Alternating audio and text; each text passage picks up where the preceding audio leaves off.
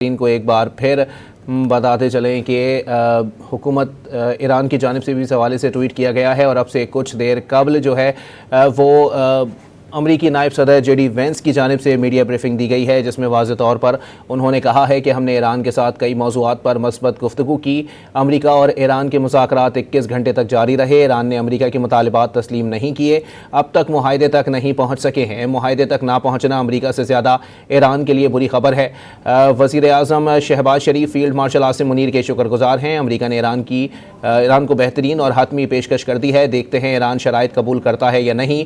मुज़ाकरात के दौरान अमरीकी क़यादत से 12 मशावरत हुई है। ईरानी की तमाम जौहरी तनसीबात तबाह कर चुके हैं। मुस्तकबिल में कोई मज़ीद जौहरी सरगर्मी नहीं चाहते। एटमी हथियार ना बनाने से मुतालिक वाज़ेह यकीन दहानी चाहते हैं। हमने मुज़ाकरात के दौरान बड़ी लचक का मुज़ाहरा किया। सदर ने बेहतरीन कोशिश की, हिदायत की और हमने कर दिखाई। हम किसी डील के बगैर वापस अमरीका जा रहे हैं।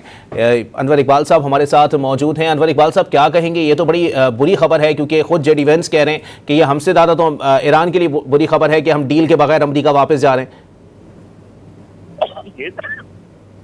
ये तो बिल्कुल आपने बात ही पलट दी। अब तो बिल्कुल सीधी बात है कि वो कह रहे हैं कि मुज़ाकरात जो है वो कामयाब नहीं हुए। हम तो तवक्को कर रहे थे कि कोई ना कोई बात बनी होगी, लेकिन अब जो आप बता रहे कि उन्होंने कहा कि हम डील के बगैर वापस जा रहे हैं, तो इसमें तो काफी मायूसी पाई जाती है और ये तो पूरे खित्ते के लिए बुरी खबर होगी अगर इस तरह के मुज़ाकरात नाकाम हो जाए, क्योंकि वो बार बार अपने नायब सदर को नहीं भेजेंगे। और फिर ये बात अगर हमने सपोज कर लिया था तो गलत सपोज कर लिया था कि अमेरिका के पास मिलिट्री ऑप्शंस नहीं है। अमेरिका के पास अभी बहुत मिलिट्री ऑप्शंस हैं। वो आए थे इस उम्मीद के साथ कि इसको बातचीत के जरिए खत्म किया जाए, लेकिन अगर बातचीत के जरिए खत्म नहीं हुआ तो वो और भी कार्रवाई करने की अहलियत रखते हैं। लेकिन अनवर इकबाल साहब, वाज़ेह तौर पर यह भी बताइएगा, उन्होंने कहा कि हमने फौरी और हतमी पेशकश जो है वो ईरान को कर दी है। अब देखते हैं ईरान इसको कबूल, मतलब किसी चीज का इंतजार तो किया जाएगा कि आया वहां से किसी डील की बात आती है या नहीं।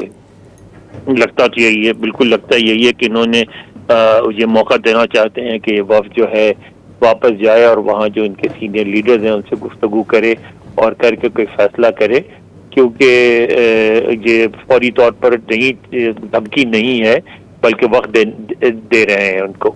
मगर साथ ये भी वाज़ा कर दिया कि अगर ये बात नहीं मानी गई तो वो फिर हालात मज़ीद ख़राब हो सकते हैं। अच्छा, ये भी बताएं अनवर इकबाल साहब, क्योंकि 12 जेडी वेंस या फिर अमेरिका के जो रहनुमा हैं उनकी जानिब से यही बात की जाती है कि एटमी हथियार ना बनाने से मुताल्लिक वाज़ेह यकीन दहानी चाहते हैं। किस नौयत पे ये वाज़ेह यकीन दहानी हो सकती है? क्या इसके अंदर चाइना और रूस जैसे ममालिक को भी जो है वो फरीक बनाया जा सकता है कि आया इनकी गारंटी के ऊपर जो है वो अब आप यकीन करें, क्योंकि ये बड़े ममालिक हैं? नहीं, गारंटी किसी की नहीं बांधेंगे।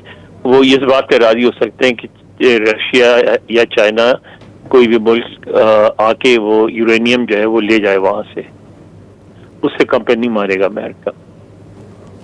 ठीक है, अनवर इकबाल साहब हमारे साथ ही मौजूद रहिएगा।